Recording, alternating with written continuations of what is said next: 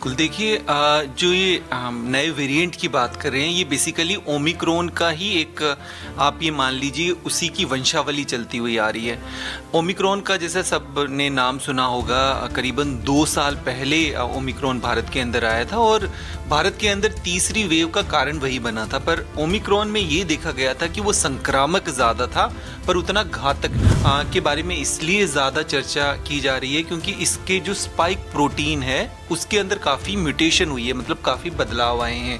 Spike protein virus का वो वाला स्ट्रक्चर होता है जहाँ से वायरस हमारी सेल्स में एंटर करता है, मतलब ये मान के चलिए कि वो वायरस की एक तरह की चाबी होती है, तो उसमें बदलाव आया है। इस वजह से WHO ने इसको वेरिएंट ऑफ इंटरेस्ट की कैटेगरी में डाला है कि भाई इसके ऊपर ਸਾਡੇ ਦੇਸ਼ ਨੂੰ ਆਜ਼ਾਦ ਹੋਏ 76 ਸਾਲ ਹੋ ਗਏ ਪਰ ਕਈ ਚੀਜ਼ਾਂ ਵਿੱਚ ਅਜੇ ਵੀ ਸਾਨੂੰ ਆਜ਼ਾਦੀ ਨਹੀਂ ਮਿਲੀ, ਜਿਵੇਂ ਕਿ ਸਰਕਾਰੀ ਦਫ਼ਤਰਾਂ 'ਚ ਆਮ ਲੋਕਾਂ ਲਈ ਧੱਕੇ, ਬਦ ਇੰਤਜ਼ਾਮੀਆਂ, ਖੱਜਲ ਖੁਆਰੀਆਂ। ਆਜ਼ਾਦੀ ਦੀ ਜੰਗ ਜਿਹੜੀ ਸੀ ਉਹ ਸਾਡੀਆਂ ਅਗਲੀਆਂ ਪੀੜ੍ਹੀਆਂ ਦੀ ਜ਼ਿੰਦਗੀ ਨੂੰ ਸੌਖੀ ਕਰਨ ਵਾਸਤੇ ਲੜੀ ਗਈ ਸੀ, ਨਾ ਕਿ ਇਸ ਗੱਲ ਵਾਸਤੇ ਕਿ ਸਾਡੇ ਚਾਚੇ, ਤਾਏ, ਪਿਓ, ਦਾਦੇ ਸਰਕਾਰੀ ਦਫ਼ਤਰਾਂ ਦੇ ਧੱਕੇ ਖਾਣ। ਸ਼ਹੀਦ ਆਜ਼ਮ ਸਰਦਾਰ ਭਗਤ ਸਿੰਘ ਹੋਰਾਂ ਜੀ ਦੇ ਸੁਪਨਿਆਂ ਨੂੰ ਸਾਕਾਰ ਕਰਨ ਲਈ ਪੰਜਾਬ ਸਰਕਾਰ ਨੇ ਫੈਸਲਾ ਕੀਤਾ ਕਿ ਪੰਜਾਬ ਦੇ ਲੋਕਾਂ ਨੂੰ ਹੁਣ ਸਰਕਾਰੀ ਦਫ਼ਤਰਾਂ ਦੇ ਗੇੜੇ ਨਹੀਂ ਕੱਢਣੇ ਪੈਣਗੇ। ਸਰਕਾਰੀ ਦਫ਼ਤਰ ਖੁਦ ਚੱਲ ਕੇ ਤੁਹਾਡੇ ਘਰ ਆਉਣਗੇ। ਹੁਣ ਸਰਕਾਰੀ ਦਫ਼ਤਰਾਂ ਦੇ ਚੱਕਰ ਕੱਟਣ ਦੀ ਲੋੜ ਨਹੀਂ, ਬਸ ਡਾਇਲ ਕਰੋ 1076 ਅਤੇ ਸਰਕਾਰੀ ਸਹੂਲਤਾਂ ਆਪਣੇ ਘਰ ਵਿੱਚ ਹੀ ਪਾਓ। ਪੰਜਾਬ ਦੀ ਭਗਵੰਤ ਮਾਨ ਸਰਕਾਰ ਤੁਹਾਡੇ ਦੁਆਰ। अभी हमने पिछले 2 साल में क्या ट्रेंड देखा है कि पहले ये उन राज्यों में बढ़ता है जहाँ पर ट्रैवल ज़्यादा होता है, इंटरनेशनल ट्रैवल ज़्यादा होता है। जैसे फ़िलहाल अगर भारत में भी देखें तो केरल में इसके केसेस आए हैं, गोवा में इसके केसेस आए हैं, महाराष्ट्र में इसके केसेस आए हैं। उसके बाद ये दूसरे राज्यों में धीरे धीरे बढ़ना शुरू हो जाता है। पर नंबर ऑफ केसेस कितने होते हैं उससे ज़्यादा महत्वपूर्ण है हमें ये देखना कि कहीं हॉस्पिटलाइजेशन बढ़ रहा है या नहीं। पहले से कोविड इन्फेक्शन हुआ है तो भी उसको दोबारा संक्रमण हो सकता है, अगर वैक्सीन भी लगी है तो भी संक्रमण हो सकता है। पर देखिए संक्रमण होना और बीमारी होने में फ़र्क है। संक्रमण होने में आमतौर पे आपको छोटा मोटा सर्दी खांसी जुकाम ऐसा रहेगा और बीमारी आपको ज़्यादा गंभीर नहीं होगी। तो फिलहाल अभी इस वेरिएंट के बारे में ये खबर है कि ये फैलता तेज़ी से है पर ये बहुत ज़्यादा हमारे शरीर के लिए घातक नहीं है। तो इसके लक्षण क्या है आखिर? बिल्कुल बिल्कुल, ये आपने सही सवाल पूछा क्योंकि इस समय मौसम में जैसे बदलाव आ जाता है तो हमारी इम्यूनिटी भी डाउन हो जाती है। एक तो देखिए कोल्ड वेदर है, उसके अलावा हम टेम्परेचर भी देखें तो वो भी डाउन हुआ है, ह्यूमिडिटी के अंदर बदलाव हो गया है, साथ के साथ पोल्यूशन भी दिल्ली NCR वगैरह में सब जगह बढ़ा हुआ है। तो ये सारे फैक्टर कंट्रीब्यूट करते हैं, इम्यूनिटी भी इससे डाउन हो जाती है और दूसरे कई और तरह के जो वायरस हैं, जो सांस से संबंधित वायरस है, वो भी काफ़ी सक्रिय हो जाते हैं इस मौसम के अंदर।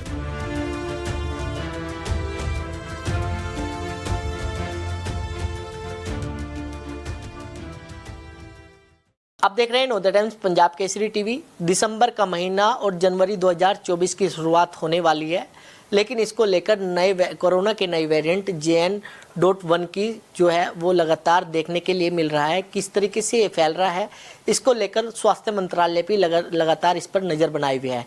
मेडिकल एक्सपर्ट इसको किस तरीके से ऑब्जर्व कर रहे हैं, कैसे देख रहे हैं, हमारे साथ मेडिकल एक्सपर्ट समीर भाटी जी हैं। समीर जी, जिस तरीके से नए वेरिएंट की एक बार फिर शुरुआत हो रही है, कैसे देख रहे हैं आप इसको, क्योंकि केरल की साइड में तो लगातार इसके केस जो है वो बढ़ रहे हैं? बिल्कुल बिल्कुल, देखिए जो ये नए वेरिएंट की बात कर रहे हैं ये बेसिकली ओमिक्रॉन का ही एक आप ये मान लीजिए उसी की वंशावली चलती हुई आ रही है।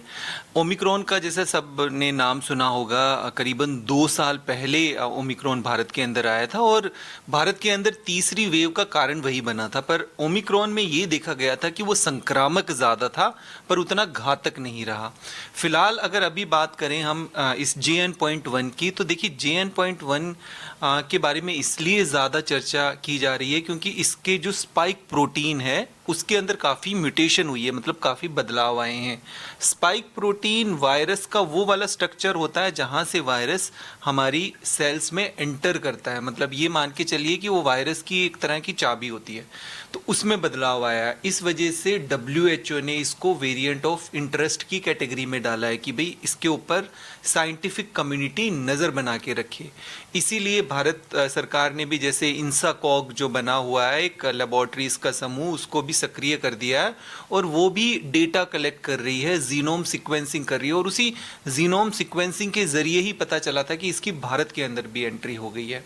और अभी फिलहाल ज़्यादातर अभी हमने पिछले 2 साल में क्या ट्रेंड देखा है कि पहले ये उन राज्यों में बढ़ता है जहाँ पर ट्रैवल ज़्यादा होता है, इंटरनेशनल ट्रैवल ज़्यादा होता है। जैसे फ़िलहाल अगर भारत में भी देखें तो केरल में इसके केसेस आए हैं, गोवा में इसके केसेस आए हैं, महाराष्ट्र में इसके केसेस आए हैं।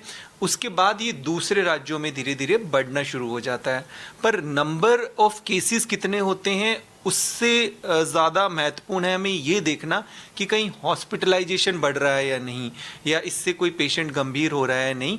पर फिलहाल अगर हम पूरा डेटा देखें, इंटरनेशनली डेटा, क्योंकि अभी जैसा सिंगापुर में काफ़ी सारे केस बढ़े हुए हैं, USA में भी और भी कई जगह केसेस बढ़े हुए हैं, पर कहीं भी इस तरह से देखने में नहीं आ रहा है कि कोई हॉस्पिटलाइजेशन ज़्यादा बढ़ा हो।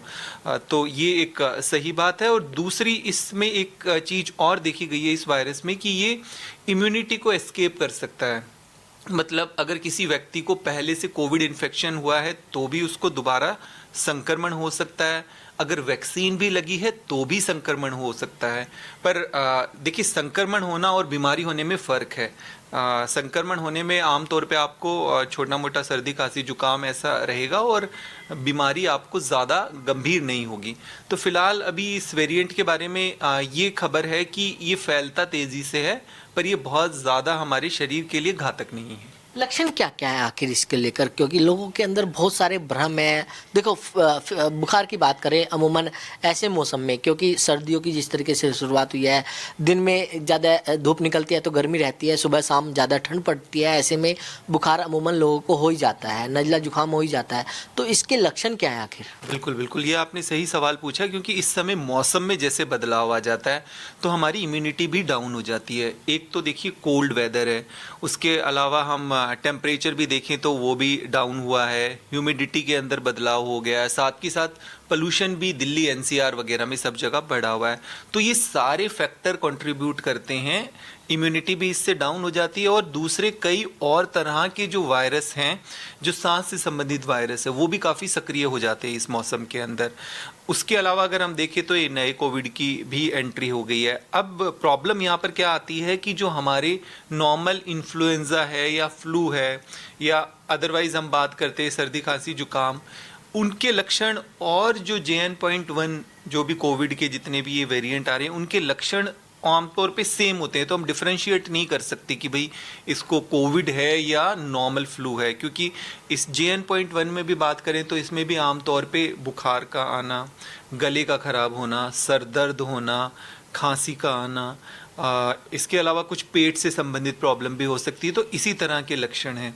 तो इसमें बहुत ज़रूरी है कि बुज़ुर्ग लोग और जिनको पहले से कोई गंभीर बीमारी है, लिवर, किडनी, हार्ट से संबंधित कोई बीमारी है, तो वो अपनी जांच करा ले, ताकि जांच के ज़रिए ये पता लगाया जा सकेगा कि कोविड है या किसी और अन्य वायरस से संक्रमण हुआ है। लेकिन सर, अगर बात करें दिसंबर के महीने में भी अलग अलग, पिछले साल की बात करें, उससे पिछले साल की बात करें, तो इसी मौसम में जो है ऐसा क्यों होता है कि कोरोना के अलग अलग रूप जो है बदलकर सामने आते हैं?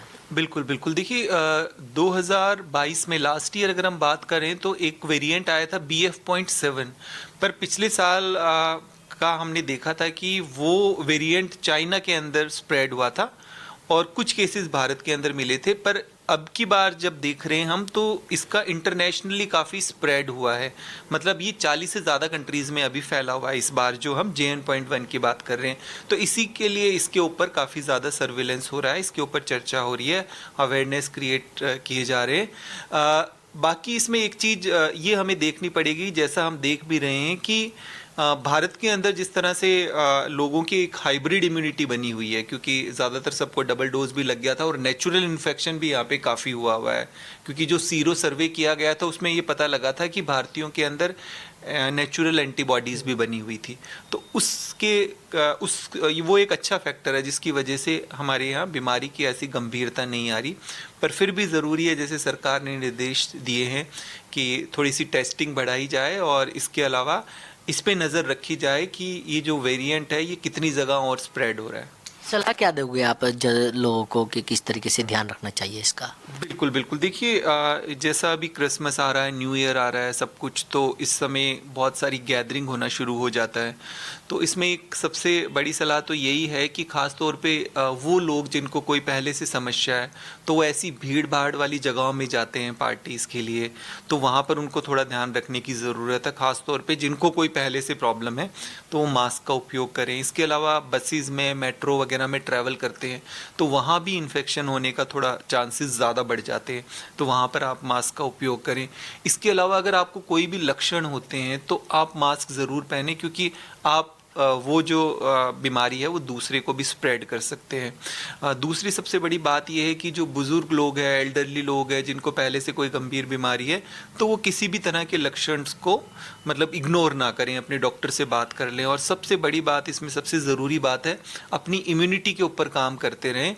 इम्यूनिटी को बढ़ाने के लिए अपनी डाइट का ज़रूर ध्यान रखें, सीजनल फ्रूट वेजिटेबल इनका इस्तेमाल करें, अपनी नींद ठीक रखें, एक्सरसाइज, व्यायाम, प्राणायाम ये सब कुछ ठीक रखें, क्योंकि आपकी इम्यूनिटी ठीक रहेगी तो वायरस आपको उस तरह से अफेक्ट नहीं करेगा। तो बिल्कुल ये थे मेडिकल एक्सपर्ट समीर भाटी, जिन्होंने खास बातचीत की।